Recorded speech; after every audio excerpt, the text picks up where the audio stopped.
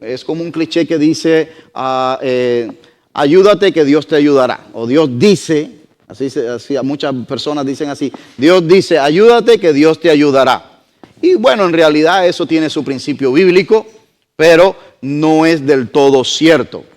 Porque aún así, cuando usted y yo hacemos todas las cosas que debemos y suponemos que tenemos que hacer como creyentes, ¿verdad? Correctas, y aún así Dios no contesta de la manera que nosotros queremos, decimos, bueno, ¿y qué pasó? Algo está fallando aquí, yo estaba haciendo todo, algo está fallando, ¿no es? Entonces, nosotros nunca vamos a doblar la soberana voluntad de Dios, ¿ok? No debemos nosotros nunca pasar por alto la soberana voluntad de Dios. Dios es soberano. Y no siempre va a responder de la misma manera como nosotros queremos, ¿verdad? Deseamos. Pero siempre debemos de confiar en que Él sabe lo que es mejor y lo que más conviene para nuestras vidas, ¿ok? Y esa cliché también tiene un peligro allí. Y más que nada es concerniente a la salvación.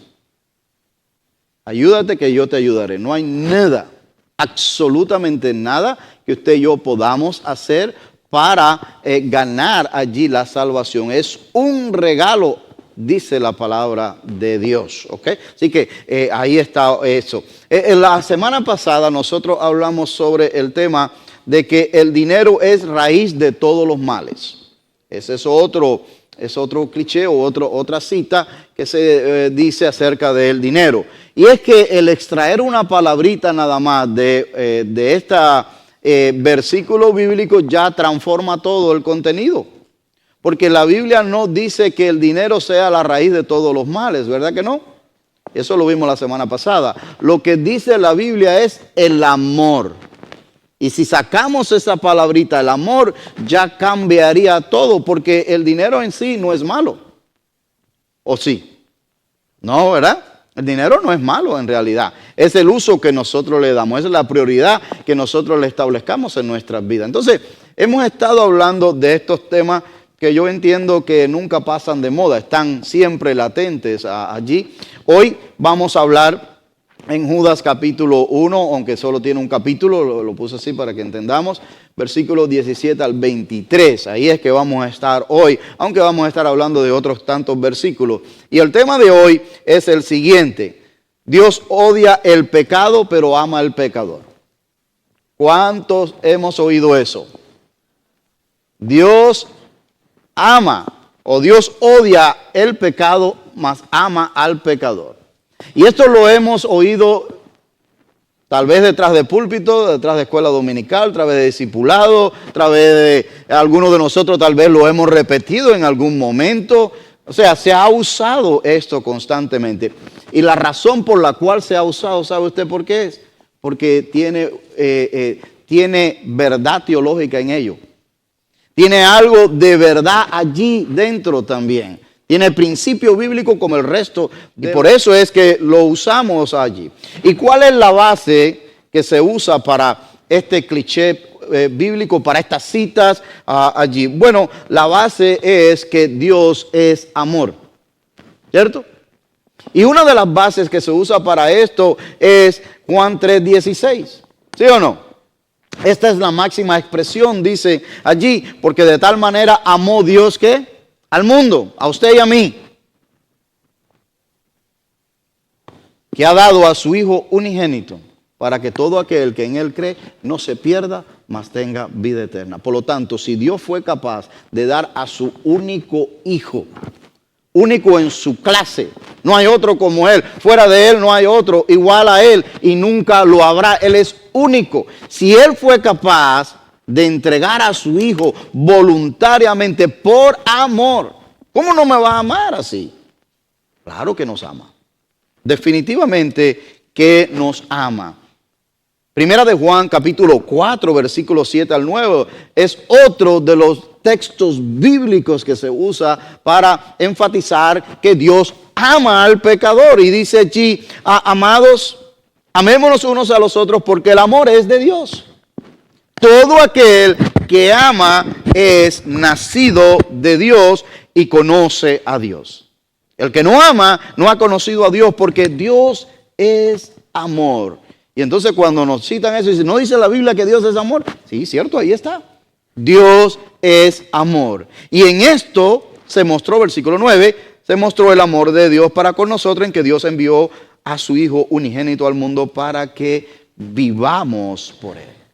Versículo 16 de ese mismo capítulo dice, y nosotros hemos conocido y creído el amor de Dios que tiene para con nosotros. Dios es amor. Y vuelve y repite Juan. Y el que permanece en amor, permanece en Dios y Dios en él. Nosotros le amamos a Él porque Él nos amó primero. Todas esas citas bíblicas respaldan allí o se usan como base, fundamento para decir que Dios ama al pecador, y no es mentira. Es correcto el decir que Dios ama al pecador. Primera de Pedro 4:8 dice, y ante todo tened entre vosotros ferviente amor, porque el amor ¿qué? Cubrirá multitud de pecados. Ahí unimos las dos cosas ahora. Ahí unimos esta frase.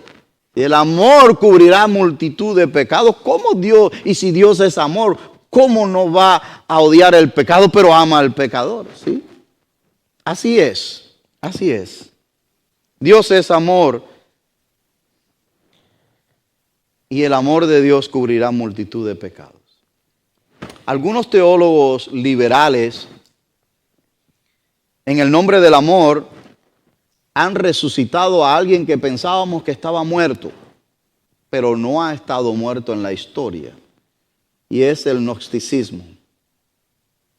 El gnosticismo fue un enemigo férreo contra el cristianismo del primer siglo. Y ellos se levantaron y estaban dentro de las iglesias cristianas en el primer siglo y han estado presentes en todas las épocas de la historia. ¿Y qué es lo que piensa el gnosticismo? ¿Verdad? Y usted después lo puede hacer Google. Aunque he llegado últimamente, he estado pensando algunas cosas, ahora que digo Google, y esto no tiene nada que ver con eso, pero bueno, se lo voy a decir como quiera. He estado pensando algunas cosas sobre el search de Google y todos estos browsers que uno usa para buscar información, que a la larga, hermano, esa información que está allí puede ser modificada. Puede ser modificada, puede ser alterada, puede ser torcida. Entonces, no le estoy diciendo que no lo haga, pero no ponga su mano a que se la corten apostando a eso. Por eso siempre le he exhortado y animado, guarden en sus casas una hard copy, copia de hoja. Si no es para usted, será para nuestros hijos, y si no, para nuestros nietos o bisnietos o tataranietos, si Cristo no viene antes. Yo recuerdo que mi abuela ni siquiera la leía, pero tenía una en el escaparate, le llamamos nosotros escaparate. Era donde se guarda la ropa en la casa. Guardada dentro de la ropa, y aquello era que no había quien lo tocara. Y yo me metía y la hojeaba y veía aquello. Como es un libro tan sagrado, nos decían, yo lo volví a poner para atrás con un cuidado inmenso. No entendía nada de lo que decía, pero lo volví a poner para atrás. Y yo me recuerdo que ella lo tenía, pero no lo leía ni nada, pero ella lo tenía. Pues así debemos nosotros tener y guardarla, hermano. Porque créame que llegará el momento en que va a desaparecer, y aún esto puede ser alterado en Bible Getaway y en todos los apps que puedan haber ahí, a la velocidad que va la inteligencia artificial, en hacer un tweet de una palabra, una coma, algo, y cambia el sentido. Así que quería dejarles saber eso sobre el gnosticismo, porque también ahora lo pueden poner como bueno. Y la verdad es que no era bueno. ¿Sabe por qué su filosofía infiltrada dentro de la iglesia causaba tanto desvío y tanto problema? Porque ellos hacían énfasis en el alma, en el espíritu, que el cuerpo realmente no es nada. El cuerpo sí es pecador y aquí se va a quedar. Porque del polvo eres y al polvo volverás, ¿no dice así la palabra de Dios? Bueno, pues entonces lo que tú hagas con el cuerpo no pasa nada. Lo que importante es tu alma. Entonces, ¿cómo separar el alma del cuerpo? Y entonces lo que esta corriente filosófica hace es que te da riendas sueltas a que hagas con tu cuerpo lo que tú quieras. Porque a fin de cuentas, el alma, el espíritu es lo que es importante, que hay que preservarlo para Dios. Y entonces algunos teólogos liberales han resucitado a este que creía estaba muerto a fin de pasar por alto pecados dentro del cuerpo de Cristo. Y realmente, no solamente teólogos, pero en el mundo de hoy se promueve una tolerancia al estilo de vida pecaminoso del pecador. ¿En defensa de qué? Del amor. En defensa del amor. Porque el que ama de verdad al pecador, hermano, el que ama de verdad al pecador, ese amor no estará completo si no odia al pecado. El que ama de verdad al pecador, ese amor no estará completo si no hay un rechazo al pecado. Punto. Porque no es amor verdadero entonces. No es amor verdadero. Pero hoy nos quieren hacer ver que sí, que es bíblico, que está en la Biblia, que Dios es amor, que el amor de Dios cubrirá multitud de pecados, hermanos. Así que la herejía de los gnósticos causó confusión, desvío a muchos en el primer siglo y aún hoy en nuestro tiempo sigue causando desvío, pues el empuje a la tolerancia y a la aceptación,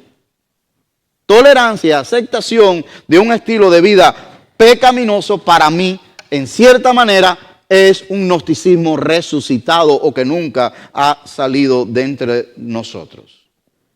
Porque sí, Dios es amor y en eso estamos claros y lo aceptamos todos. Eso es verdad. Pero ¿sabe qué? También Dios es justo.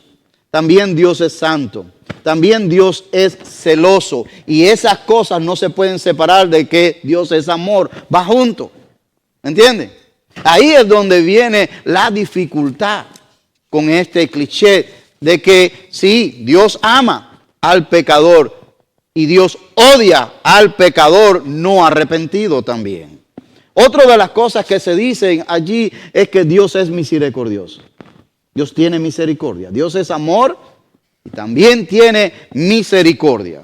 Y es otro de los atributos del carácter de Dios que se cita para suavizar un poco, para aliviar un poco, ¿verdad? El estilo de vida pecaminoso. Y sí, Dios es amor y Dios tiene misericordia, hermanos. Pero misericordia, usted sabe lo que quiere decir. Muchos aquí son buenos estudiosos de la palabra de Dios.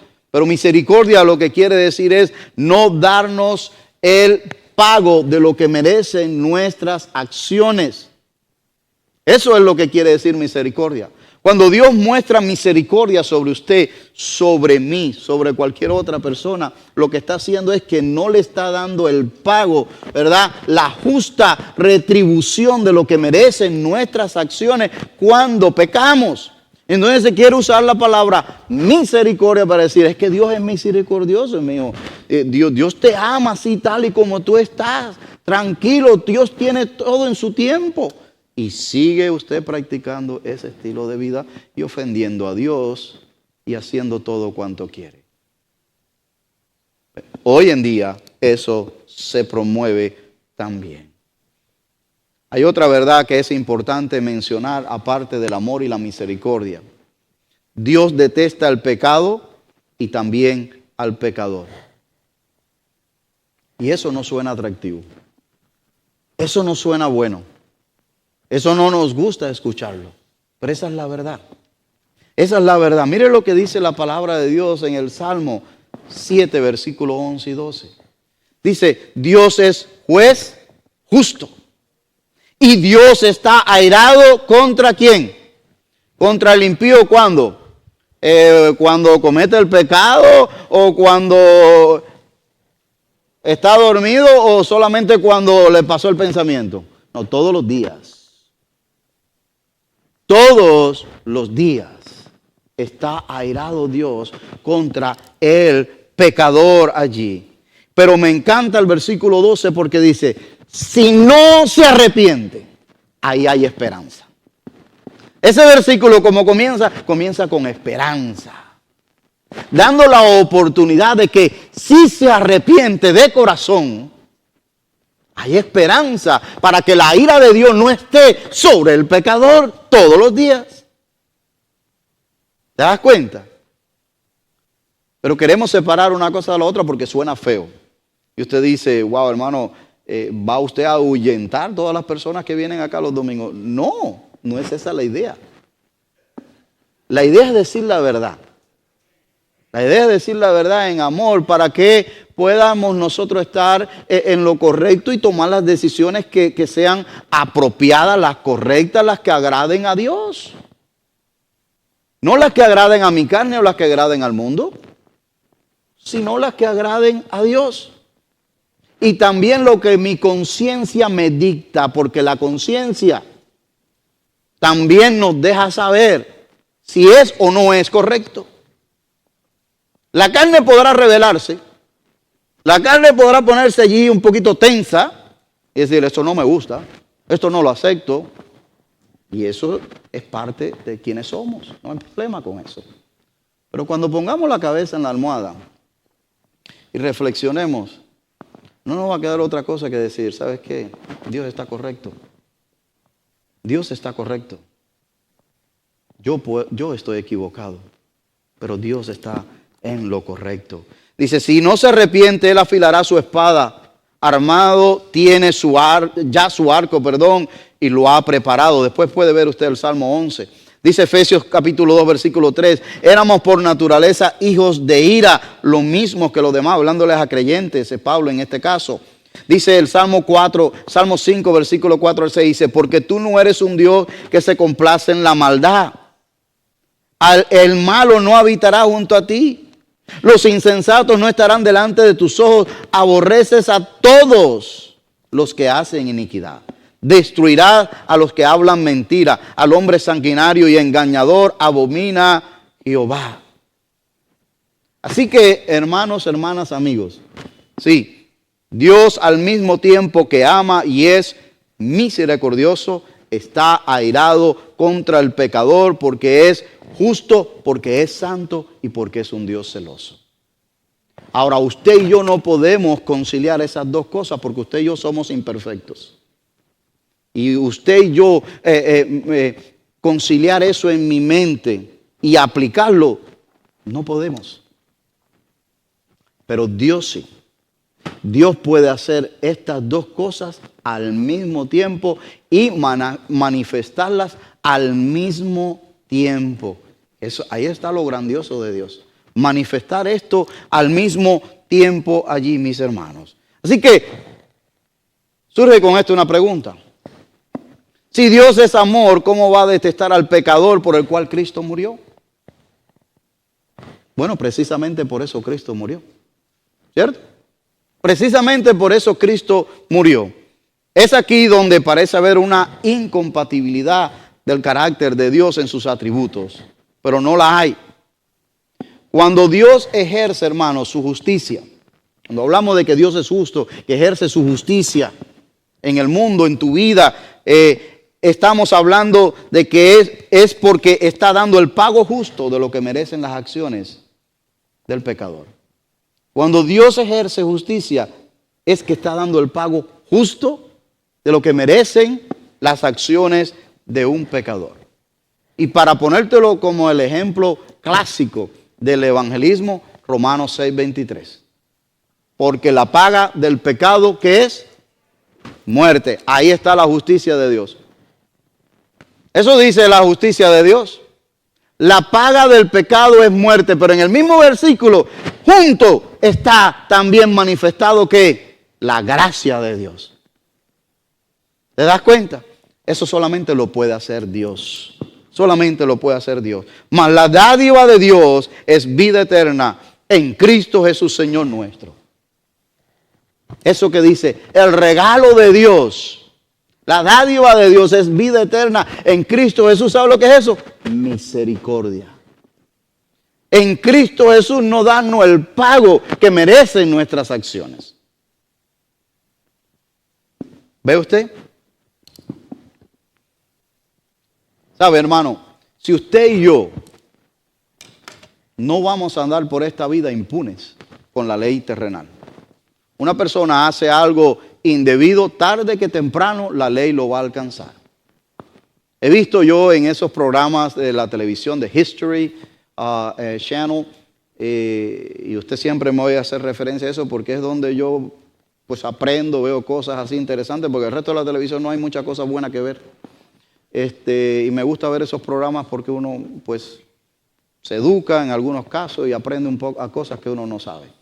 Yo he visto casos de 20 años que salen de 20 años, 25 años y a veces hasta más. Y dice, los otros días atraparon una persona aquí en North Carolina que había hecho algo por allá por el West Coast, no sé si fue California o Texas, por allá, había hecho algo. Y ya era un anciano cuando lo encontraron acá. ¿Por qué? Porque la cuestión del ADN ha evolucionado tanto que pudieron encontrar en los bancos de datos por las huellas digitales, encontraron. Y vinieron y reabrieron el caso y se lo llevaron detenido. Un señor ya hasta retirado. ¿Qué le parece? Así que si esta ley terrenal, que es imperfecta, porque es por los hombres, andamos nosotros por la vida y no quedamos impunes, mucho menos vamos a quedar impunes cuando rompemos la ley de Dios y creemos que nos vamos a salir con la nuestra allí, hermanos. Isaías capítulo 45, versículo 21 dice, y no hay más Dios que yo, dice el Señor, Dios justo y salvador, y ninguno otro fuera de mí. Dice Deuteronomio 32:4, Él es la roca cuya obra es perfecta, porque todos sus caminos son rectitud, Dios de verdad y sin ninguna iniquidad en Él. Él es justo y recto. Así que realmente, hermano, estas dos cosas van a ir juntas. No se van a poder separar. En lo absoluto allí, hermano.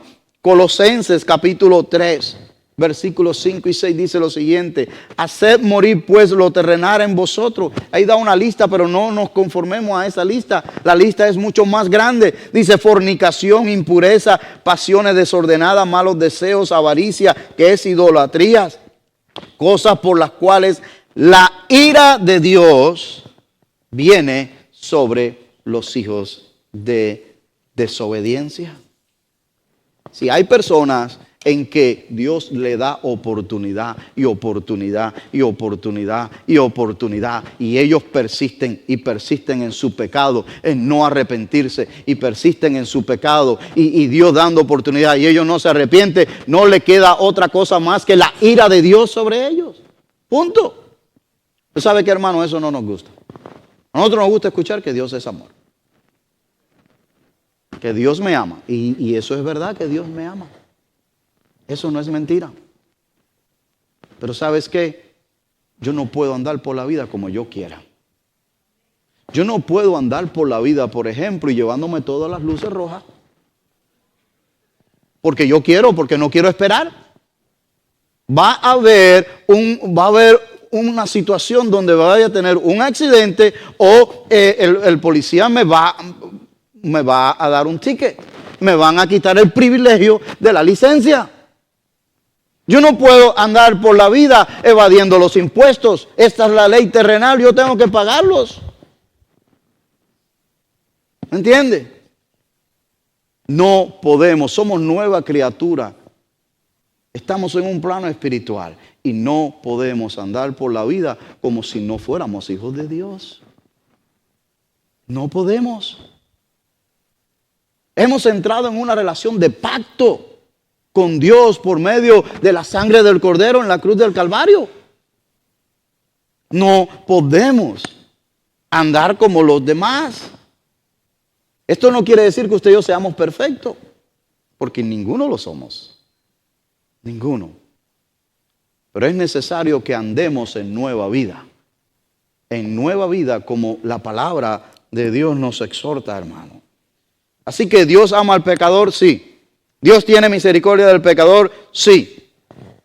Pero hay que arrepentirse y cambiar de dirección. ¿Sabes por qué? Porque Dios detesta el pecado. Dios detesta el pecado. Dice la palabra de Dios en Habacuc 1:13, muy limpio eres de ojos. ¿Para qué? Para ver el mal. Muy limpio. ¿Sabe? Tal vez con esta ilustración lo podamos entender un poco mejor. Hemos dicho en otras ocasiones que el amor es acción, ¿sí o no? El amor no va a permanecer neutral. El amor es acción. No hay neutralidad en ello allí. Dios ama la justicia. Dios ama la verdad. Dios ama la obediencia. Se deleita en ella. Si decimos que amamos a los niños, no podemos amar el aborto. Si decimos que amamos a los niños, debemos odiar el aborto, pero no podemos permanecer neutrales en ello. ¿Me sigue lo que quiero decir ahora? ¿Ahora entiende lo que es la neutralidad? No. Si yo digo que yo amo a mi prójimo, a mi hermano en Cristo, a mi prójimo, cualquiera que está por ahí, afuera en la calle, yo debo de odiar la esclavitud, yo debo de odiar el tráfico humano, porque yo amo a mi prójimo. ¿Sí o no? Eso, yo no puedo permanecer neutral en ello. El amor es acción, no hay neutralidad en ello. ¿Me sigue? ¿Ve? Si decimos que amamos la justicia, no podemos allí permanecer callados ante la mentira y ante la injusticia. No. ¿Ve? El amor es acción, hermanos. Dios ama al pecador, sí, pero no va a permanecer neutral. No va a permanecer neutral delante de la desobediencia. No va a permanecer neutral ante el pecado. Y sabe, el mejor ejemplo que le dije que podemos nosotros citar, no solamente en un versículo bíblico, pero nosotros lo podemos ejemplificar allí, la compatibilidad que hay entre el amor y la justicia de Dios, es que cuando miramos a la cruz del Calvario, cuando nosotros miramos a la cruz del Calvario, allí vemos la justicia de Dios sobre Cristo.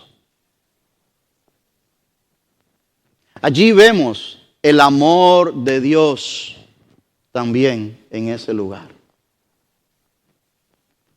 Y todo por ti y por mí. En un mismo lugar, la justicia de Dios y el amor de Dios. En la cruz del Calvario, en el sacrificio vicario de Jesucristo en la cruz del Calvario, hermano. Cuando Dios ejerce misericordia, como hemos mencionado anteriormente, para no darnos el pago de lo que merecen nuestras acciones. Mire, ¿se recuerdan ustedes el caso cuando Dios envió a Jonás a predicar a Nínive? Que él no quería ir, ¿se recuerdan? Él no quería ir a Nínive. Pero ¿usted se recuerda por qué él no quería ir a Nínive? Bueno, dentro de las razones políticas, todas esas cosas que no vamos a entrar en ello, ¿verdad? Los archirrivales que eran. Pero había una razón concerniente a Dios. Y él decía allí, porque yo sé que tú eres un Dios de misericordia. Yo no quiero irlo porque si ellos se arrepienten, tú lo vas a perdonar. Mira, Jonás 4:2.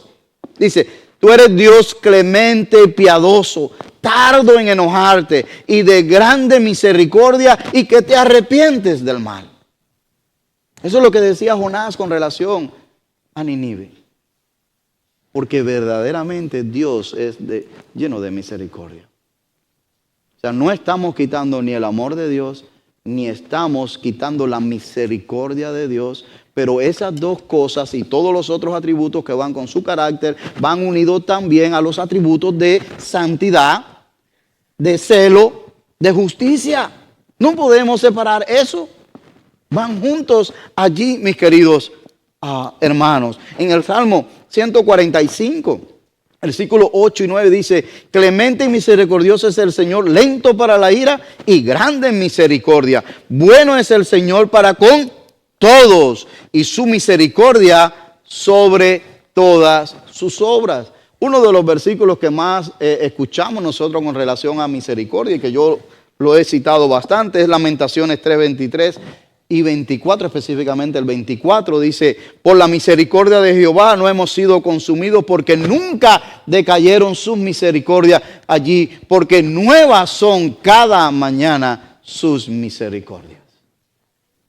Así es, hermano. Así es. Grande es su fidelidad. Así que, ¿de dónde viene la frase esta que nosotros hemos escuchado y que estamos tratando hoy? De la cita que le dije de Judas, en parte. Pero de ahí principalmente de Judas 22 y 23 específicamente, que dice allí la palabra del Señor allí. A algunos que dudan, convéncelos. A otros salvad, arrebatándolos del fuego, y de otros tener misericordia con temor, aborreciendo aún la ropa contaminada con o por su carne. De ahí es tomado esto. ¿Y quién fue este Judas? Judas fue, según la historia y según el testimonio de él mismo, el medio hermano de nuestro Señor Jesucristo. Él se encarga de testificarlo en el versículo cuando comienza, versículo 3, si no estoy mal. ¿Por qué? Porque Judas era hermano completamente de Jacob. Y Jacob era el pastor de la iglesia de Jerusalén. Y Judas era hermano del profeta. Fíjense que cuando Judas se introduce en esta carta, él no hace uso de los privilegios de haber crecido junto con Jesús. No, ¿usted sabe cómo él se llama? Siervo del Señor Jesucristo. Léalo ahí en la carta de Judas. Es una carta pequeña, para que usted entienda. De hecho, fíjense, para que usted vea lo que es la obra del Espíritu Santo. Cuando Judas comenzó a escribir la carta en el versículo 3, si no estoy mal, él iba a hablar de la salvación. Lo puede leer después. Él iba a hablar de la salvación, pero cambió. Cuando empezó a escribir, cambió. Y cambió allí a escribir sobre este tema de los falsos maestros que se habían introducido dentro de las congregaciones del Nuevo Testamento. O por lo menos en ese tiempo que había allí. Él cambió. Y dice allí, versículo 3, queridos amigos, con gran anhelo tenía pensando escribirles acerca de la salvación que compartimos. Sin embargo, ahora me doy cuenta de que debo escribirles sobre otro tema para rogarles que defiendan la fe que Dios ha confiado una vez y para siempre a su pueblo. El problema que había con la iglesia en ese comienzo y que ha habido a través de los tiempos eran los falsos maestros. Esos falsos maestros que yo le comenté al principio, gnosticistas, que también se habían introducido en estas congregaciones allí. Maestros que con diferentes artimañas alejaban a las personas de la verdad de Dios. ¿Y cómo lo alejaban? Bueno, muy posiblemente con frases a medias como la que nosotros escuchamos. Con frases tergiversadas un poco. Porque dice el versículo 16 allí, si nosotros lo tenemos allí, que causaban divisiones en el pueblo de Dios. Extraviaban a muchos de la verdad. Vamos a buscarlo aquí un rapidito. Versículo 16. Estos son murmuradores, querellosos, que andan según sus propios deseos, cuya boca habla cosas infladas, adulando a las personas para sacar provecho. Son aquellos que te pasan la mano por encima y te dicen, sí, está bien, así como estás viviendo no pasa nada. Dios te ama. ¿Será un amigo de verdad ese? No. Un amigo de verdad no es aquel que te aplaude sabiendo que vas derecho a perderte. Un amigo de verdad ese es el que con amor, con paciencia, en oración, te llama y en privado te dice, ¿sabes qué? Yo no creo que esto está bien contigo. Esto no es lo que Dios espera de ti como una persona que has confesado a Cristo. Esos son amigos de verdad. Pero esos a veces no se encuentran tan fácilmente. Pero dice que estos se colaban así. Dice el versículo 19 también algo interesante. El versículo 19 dice que no tenían el Espíritu. Como no tenían el Espíritu, usted lo puede ver ahí en el versículo 19. Como no tenían el Espíritu, no tenían temor de Dios. Por eso tenían otro tipo de agenda dentro de las filas del cristianismo y dentro de las iglesias. Por eso es que viene acá Judas y cambia esto. Y lo primero que hace Judas es hacerle un par de invitaciones. La primera invitación ha sido a recordar lo que ha sido enseñado por los apóstoles. Versículo 17 dice, pero vosotros, amados, tened memoria de las palabras que antes fueron dichas por los apóstoles de nuestro Señor Jesucristo. Que los decían que en el postrer tiempo habrá burladores que andarán según sus malvados deseos. Estos son los que causan divisiones, los sensuales, que no tienen al Espíritu. Hermano, cuando usted escuche una enseñanza, sea en este lugar detrás de este púlpito, o sea en cualquier otro lugar o en las redes sociales, que no pase por el filtro de la palabra del Señor, no está usted obligado a permanecer ahí. Primero trate de ver de qué se trata, investigue, converse con la persona, porque puede haber una mala interpretación, cualquiera se equivoca, pero si hay una perseverancia en ello y es algo que es completamente de todos los domingos, de toda la semana, de todos los meses, miren mi hermano, corra de ese lugar. Corra de ese lugar. Corra de ese lugar. La enseñanza apostólica era y es una medida, un filtro para las interpretaciones bíblicas personales. La enseñanza apostólica era y es una medida, un filtro para las interpretaciones bíblicas personales. Porque podrá haber cualquier interpretación bíblica que cualquier persona dé, no importa si tiene PhD, no importa cuántos masters, cuántos doctorados o que sean teólogos del primer siglo. Si no va con las enseñanzas base, fundamentales que están en la palabra del Señor, usted tiene que tomar una decisión a quién va a creer. Y esta era la situación que estaba pasando. Y esta es la situación que está pasando hoy en día también. Esa es la situación que estaba pasando y es la que sigue pasando hoy en día.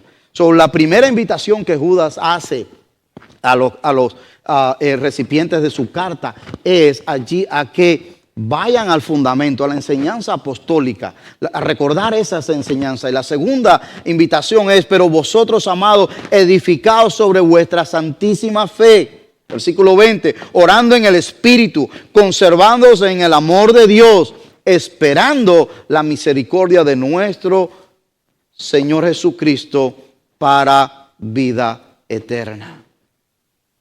¿Qué hacer cuando tenemos allí sospecha o inquietud de una enseñanza falsa? Orar en el Espíritu, dice. Orar en el Espíritu. Edificándonos en la fe. Orando en el Espíritu. No en la carne, en el Espíritu. Cuando oramos por el Espíritu, seremos guiados por el Espíritu. Y el Espíritu nos va a guiar a toda verdad. No nos va a guiar a la mentira. No, Él nos va a guiar a toda verdad. Mantengámonos conectados en el amor verdadero, que es el amor de Dios. No el amor que te aplaude todo lo que hagas aunque esté mal. No es el amor permisivo. Es el amor de Dios que en su palabra nos dice lo que hay que corregir en nuestras vidas. Y cómo hacerlo también. Y no perdamos nunca la esperanza de la promesa de vida eterna en Cristo Jesús.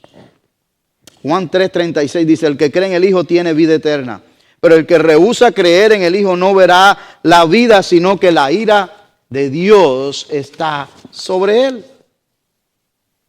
Así que para ir cerrando y para terminar ya, hermanos, ¿qué debemos hacer con los que están confundidos según Cristo y liderando aquí a Judas en esta carta? Versículos 22 y 23. Primero, debemos de tratarlo con gentileza, con compasión a aquellos que dudan. Dice allí el versículo, hermano, algunos que dudan, convencerlo, pero no es convencerlo dándole con la Biblia por la cabeza. No es convencerlo argumentando con ella en un pleito santo, no. Es allí con gentileza, con amor, compartir, como dice Efesios, la verdad en amor. La verdad en amor. ¿Por qué? Porque ellos han sido engañados. También dice aquí la Escritura que debemos actuar con rapidez, porque están en peligro. Dice allí el versículo 23, a otros salvar arrebatándolos del fuego. O sea, hay que actuar con rapidez. ¿Usted sabe por qué? Porque no sabemos cuándo será la última oportunidad que esa persona tenga de escuchar el evangelio de verdad. No un evangelio comprometido, no un evangelio a la mitad, no un evangelio que está distorsionado, que lo guía a otra cosa, sino el evangelio de verdad. No sabemos. Hoy estamos aquí, hoy usted está aquí, pero saliendo de aquí dentro de un rato no sabemos. No sabemos si vamos a amanecer mañana. Con lo que usted consta ahora es con este momento. Con este momento. ¿Cuánta gente se montó en el airplane en Brasil? 62, ¿no fueron? Pensando que iban a llegar a su destino, familiares esperándolo, trabajos aguardándolo, etcétera. Y allí en unas cuestiones de unas fracciones de segundos, minutos, se acabó todo. No le estoy diciendo esto para intimidarlo en lo absoluto. El evangelio no es intimidación. Estoy diciendo lo que es la verdad de la vida. Esa es la verdad de la vida. No necesariamente tiene que pasar un accidente de trágico como ese de nuestros propios pies.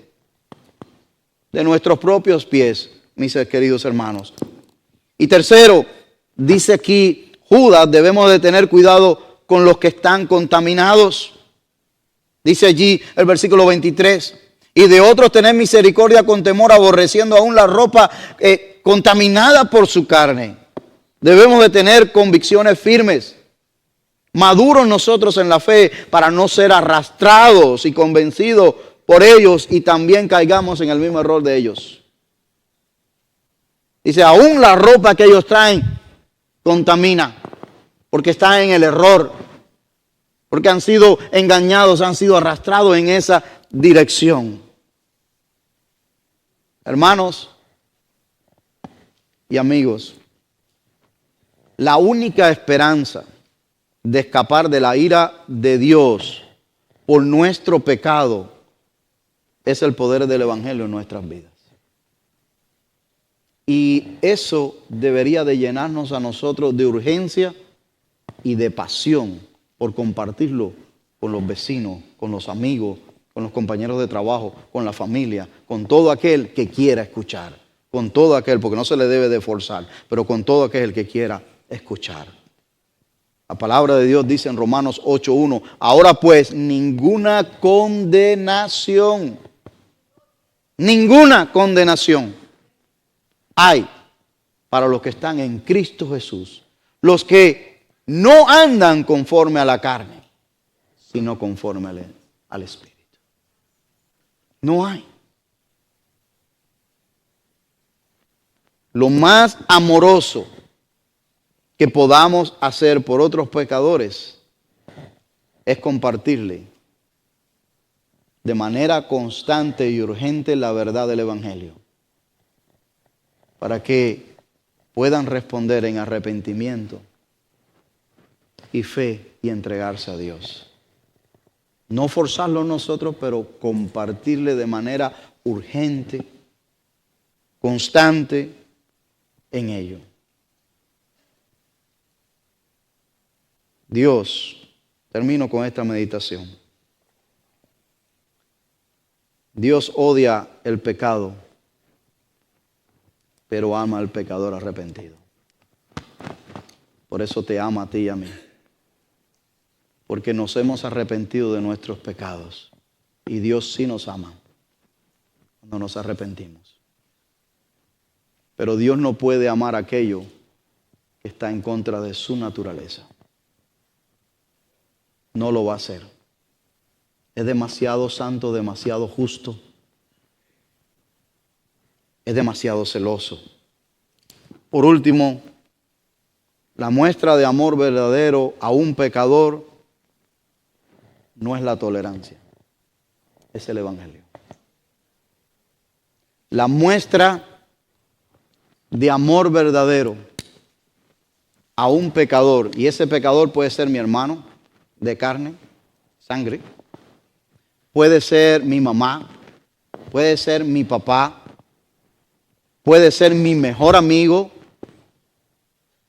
puede ser un compañero de trabajo que es allí tremenda persona, muy bueno,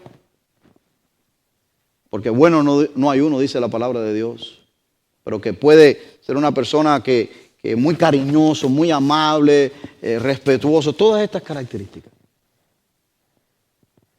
Pero no es la tolerancia de dejarlo que todo va a estar bien, tranquilo, no tienes que hacer ningún cambio en tu vida. No, es el Evangelio.